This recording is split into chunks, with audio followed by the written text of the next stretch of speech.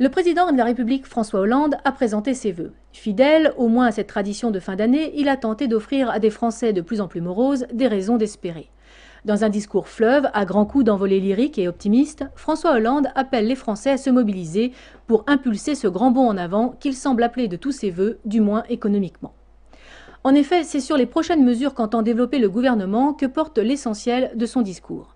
Un discours qui ressemble plus à un rappel des promesses électorales et fait davantage songer à un examen de fin d'année civile qu'à des souhaits sincèrement adressés aux Français. Avec la présentation d'un gros plan soviétique dû à une économie dirigée d'une France étouffée par l'incurie de ses dirigeants et une Europe totalitaire, François Hollande n'a cependant pas pu s'empêcher d'insister sur les grands débats à sens unique qui attendent les Français et qui augmenteront à terme les divisions au sein de la société, comme le mariage homosexuel, l'euthanasie ou les interventions de la France en Syrie ou au Mali. Signe révélateur, l'utilisation tranchée et certainement volontaire du « je », première personne du singulier. Communication oblige, le président français se doit d'incarner l'autorité naturelle qui lui fait pourtant tant défaut. Il en aura encore grand besoin pour imposer aux Français, dénommés « vous » dans son discours, donc ceux qui suivent, le bataillon des mesures aussi impopulaires qu'inutiles que dicte sa feuille de route. Véritable dichotomie emblématique de dirigeants élus, le plus souvent par défaut et coupés, comme certains dictateurs, des aspirations de leur population et encore plus de la réalité dans laquelle se trouve leur pays. Le général en chef Hollande engage donc la bataille économique quand tout est perdu. Tout pour l'emploi, certes, mais comment lutter quand il vous manque une jambe et que l'on vous a attaché les mains dans le dos? Vu les déséquilibres entre les marchés, comment réussir sans outils de production suffisants ou sans les protections nécessaires? Comme en 1940, la France n'est absolument pas préparée aux conflits économiques qui l'attendent en 2013. À l'époque, certains recouraient à Jeanne d'Arc ou à Marianne pour espérer un miracle face au déferlement allemand étonné de la fragilité française. Et cela au prix du sacrifice des plus braves, préférant mourir en combattant que reculer ou subir la honte d'une défaite, comme leur avait appris leur père à Verdun. Mais François Hollande n'est pas Clémenceau et l'ennemi n'est plus l'Allemagne. Bien au contraire.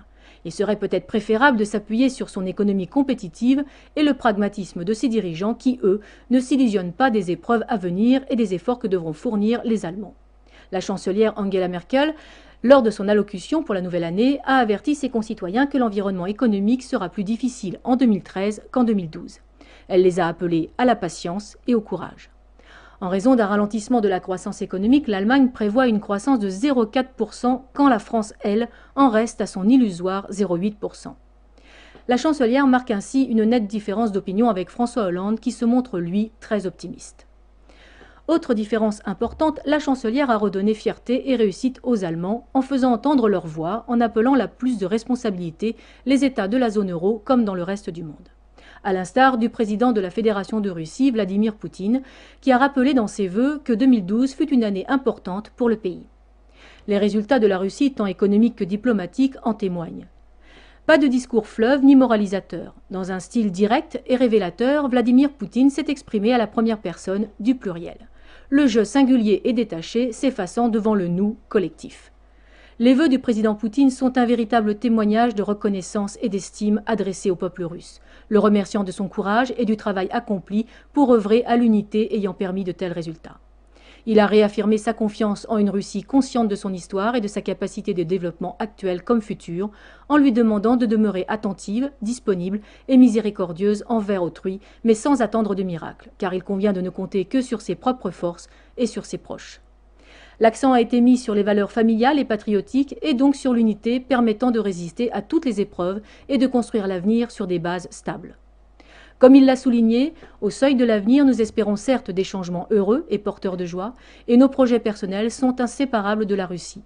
Ils sont animés par nos sentiments chaleureux et nobles envers la patrie. Et de conclure sur cette parfaite note d'espoir et de confiance absolue dans l'avenir, que les enfants naissent et que les bonnes intentions se réalisent, que la joie et la concorde règnent dans chaque maison et dans chaque famille. Alors la Russie sera forte et inébranlable. Vous pouvez retrouver l'intégralité de son discours sous-titré avec la transcription